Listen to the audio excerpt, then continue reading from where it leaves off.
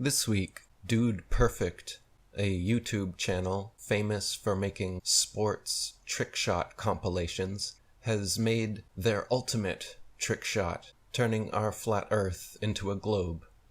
So as they go up in the rocket, the first thing to notice is that the horizon is flat and rises with the camera all the way up.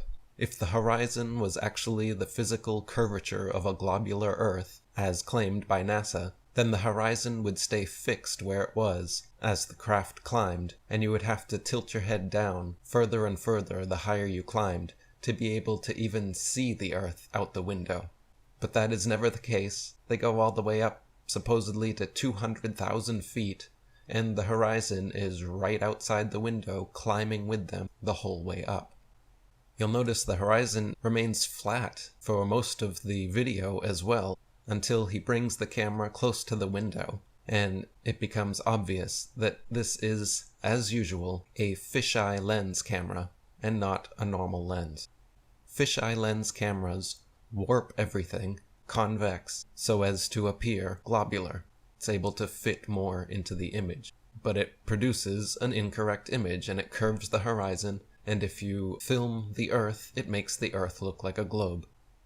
So this is the main method used by NASA and other space organizations to trick people into thinking our flat Earth is a globe. The other method is straight up CGI. They just use cartoons. If you investigate any globe image or video with a critical eye, you'll notice that every single one either uses a fisheye camera or is completely a CGI creation. So he brings the fisheye camera to the window, and you can see clearly that the curvature of the Earth changes drastically as he tilts the camera. That is, of course, because you are not looking at the curvature of the Earth, but rather the curvature of the lens, which, just like this, will always change drastically depending on how you tilt it. The same thing happened with the Red Bull dive. That one tilted so much that it went inverted at points, and the convex Earth became concave. And so that's just how fisheye lens cameras work.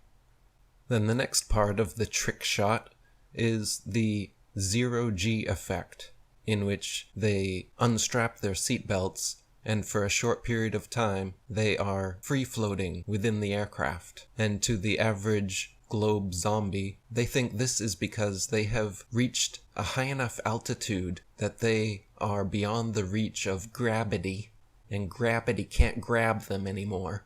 And so they're in the floaty vacuum space, where they can just float infinitely.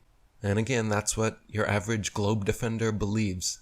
They think these people here floating around for 1 or 2 minutes. Remember, this whole flight from takeoff to landing is only 12 minutes. So this little part here where they're floating around, people actually think that's because they're at the edge of space, and there's not enough gravity to hold them to their seats right now. But meanwhile, people do understand there's such a thing as zero-G planes, right? Zero-G flights. What those are is planes that do parabolic maneuvers so that you are free-falling within the plane at the same speed that the plane is falling. In other words, they're just skydiving within a plane. This Blue Origin capsule does the same thing. So zero-G planes doing so-called zero-G maneuvers produce this weightless effect at any altitude by doing aerobatic maneuvers called parabolas. What they usually do is climb with a pitch angle of 45 degrees using engine thrust and elevator controls. Then, at a maximum height, they point downward at high speed.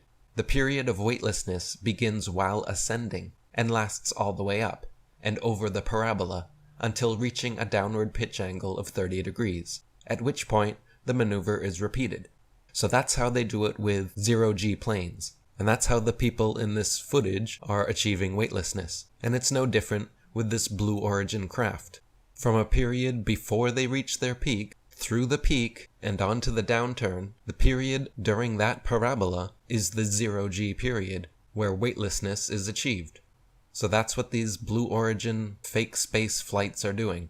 When they get to the desired altitude, they release their seatbelt, experience weightlessness for a couple minutes, take some video of the Earth with a fisheye lens camera, then strap back in and parachute back down to our level, plain Earth. And because of the popularity of the flat Earth subject, when he lands down, of course someone has to ask him, "So is the Earth flat?" And he says, "No, it's round." Is the Earth flat? Not flat. I can confirm it's round. Round like a coin, or round like a ball? Both are round. For those of you not so gullible to fall for fisheye lens trickery and zero-G antics, there is abundant actual proof of the shape of the Earth beyond these fake trick shots. My book, 200 Proofs Earth is Not a Spinning Ball, has been translated into over 30 languages, has been made into a documentary, has been read and viewed by tens of millions of people, and is available for free.